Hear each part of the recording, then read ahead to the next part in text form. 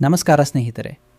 ಇಂದು ನಾವು 8ನೇ ತರಗತಿಯ ವಿಜ್ಞಾನ ವಿಷಯವಾದ ಸಾಂಕ್ರಾಮಿಕ ರೋಗಗಳು ಬಗ್ಗೆ ತಿಳಿದುಕೊಳ್ಳೋಣ. ಸಾಂಕ್ರಾಮಿಕ ರೋಗಗಳು ಹೇಗೆ ಹರಡುತ್ತವೆ, ಅವುಗಳಿಂದ ಹೇಗೆ ರಕ್ಷಿಸಿಕೊಳ್ಳಬೇಕು ಎಂಬುದನ್ನು ಸರಳವಾಗಿ ತಿಳಿದುಕೊಳ್ಳೋಣ. ಒಬ್ಬ ವ್ಯಕ್ತಿಯಿಂದ ಮತ್ತೊಬ್ಬ ವ್ಯಕ್ತಿಗೆ ಅಥವಾ ಪ್ರಾಣಿಗಳಿಂದ ಮನುಷ್ಯರಿಗೆ ಹರಡುವ ರೋಗಗಳನ್ನು ಸಾಂಕ್ರಾಮಿಕ ರೋಗಗಳು ಎಂದು ಕರೆಯುತ್ತಾರೆ.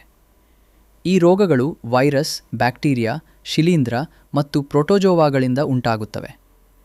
ಸಾಂಕ್ರಾಮಿಕ ರೋಗಗಳು ಮುಖ್ಯವಾಗಿ 4 ರೀತಿಯಲ್ಲಿ ಹರಡುತ್ತವೆ: ಗಾಳಿಯ ಮೂಲಕ, ಕಲುಷಿತ ನೀರು ಮತ್ತು ಆಹಾರದ ಮೂಲಕ, ಸೊಳ್ಳೆಗಳು ಮತ್ತು ಇತರ ಕೀಟಗಳ ಮೂಲಕ, ಸೋಂಕಿತ ವ್ಯಕ್ತಿಯ ಸಂಪರ್ಕದಿಂದ.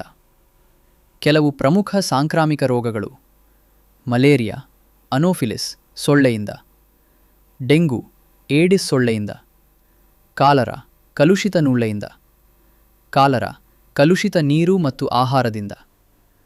ಸಾಂಕ್ರಾಮಿಕ ರೋಗಗಳನ್ನು ತಡೆಗಟ್ಟಲು ಕೈಗಳನ್ನು ಸಾಬೂನಿನಿಂದ ಚೆನ್ನಾಗಿ ತೊಳೆಯಿರಿ, ಶುದ್ಧ ನೀರು ಕುಡಿಯಿರಿ, ಆಹಾರವನ್ನು ಸ್ವಚ್ಛವಾಗಿ ಇಟ್ಟುಕೊಳ್ಳಿ, ಸೊಳ್ಳೆಗಳು ಬೆಳೆಯದಂತೆ ಸುತ್ತಮುತ್ತ ಸ್ವಚ್ಛತೆ ಕಾಪಾಡಿ, ಸಮಯಕ್ಕೆ ಸರಿಯಾಗಿ ಲಸಿಕೆ ಪಡೆಯಿರಿ.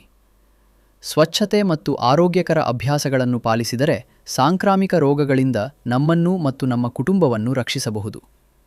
ಈ ವಿಡಿಯೋ ನಿಮಗೆ ಇಷ್ಟವಾದರೆ ನಿಮ್ಮ ಸ್ನೇಹಿತರೊಂದಿಗೆ ಹಂಚಿಕೊಳ್ಳಿ. ಧನ್ಯವಾದಗಳು.